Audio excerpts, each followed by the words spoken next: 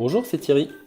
Dans ce troisième épisode du calendrier de l'Avent Numéricoach, j'ai le plaisir de partager avec toi les coulisses de la fonctionnalité mise en forme conditionnelle, très utilisée lorsque tu souhaites mettre en forme, c'est-à-dire en couleur, un nombre, un texte ou encore une date. Dans cette courte vidéo, je te montre les coulisses afin que la mise en forme conditionnelle n'ait plus de secret pour toi.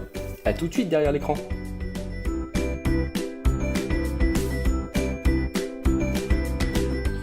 Nous voici dans un tableur pour la mise en forme conditionnelle sur des nombres. La mission consiste ici à mettre en vert les valeurs inférieures à 5000 et en rouge les valeurs supérieures à 20 000. Je sélectionne la plage de cellules concernées. Je me dirige dans le menu Format, mise en forme conditionnelle. La plage est déjà sélectionnée, B2.G7, c'est ce que j'ai sélectionné préalablement. Et là, je vais choisir inférieur à, et je rentre la valeur, 5000. Donc toutes les valeurs inférieures à 5000, je vais pouvoir appliquer un style de mise en forme, c'est-à-dire mettre une couleur. Je clique sur OK ou j'ajoute directement une nouvelle règle en cliquant ici. Je vais pouvoir choisir supérieur strictement à 20 000. Et la couleur personnalisée rouge. Ok, ma mise en forme conditionnelle est effective pour les nombres. Pour les retirer, un clic sur les corbeilles. Cela permet donc de supprimer la règle de mise en forme conditionnelle. Maintenant sur les dates, j'indique de date, je tire vers le bas avec la poignée de recopie et je vais mettre de la mise en forme conditionnelle de la même manière. Donc si la date est antérieure à aujourd'hui par exemple, je vais mettre du rouge.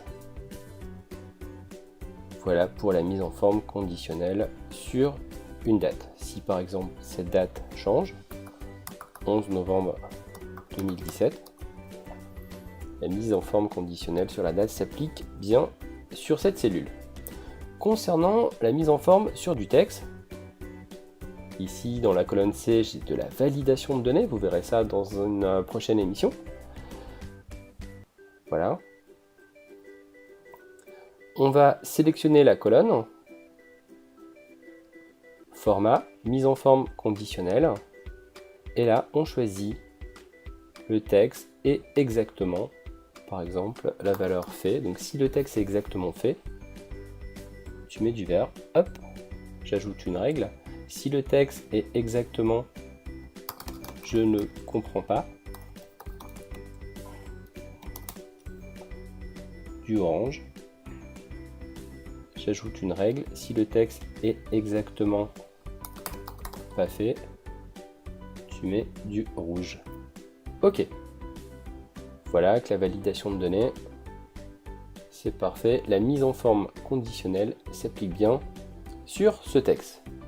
Allez, un petit bonus pour terminer, la mise en forme concernant ici un fichier sur des notes de frais.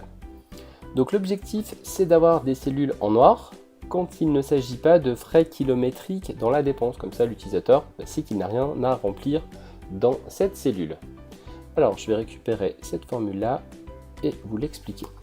Donc je sélectionne les deux cellules concernées, j'ajoute une règle et là je choisis la formule personnalisée est. J'indique cette formule. Donc si E2, ce qu'il y a dans cette cellule frais KM pour l'instant, est différent, inférieur, supérieur, ça fait différent, à frais KM entre guillemets, puisque c'est une valeur texte, alors tu mets du noir. Ok. Donc là, c'est frais KM, il n'y a pas de noir. Si je change, voilà, il y a bien du noir pour les autres types de dépenses. Voilà, tu sais désormais effectuer une mise en forme conditionnelle. Tes tableaux auront maintenant un autre look et tu pourras l'associer avec la validation de données. J'espère que cette vidéo t'apportera de la performance dans l'usage de tes tableurs Google. Si tu l'as aimé, enfonce le pouce bleu et partage sur tes réseaux sociaux. Je te donne rendez-vous dès demain avec Cyril pour la 4e vidéo de ce calendrier de l'Avent Numéricoach. Il te montrera comment utiliser la fameuse recherche verticale.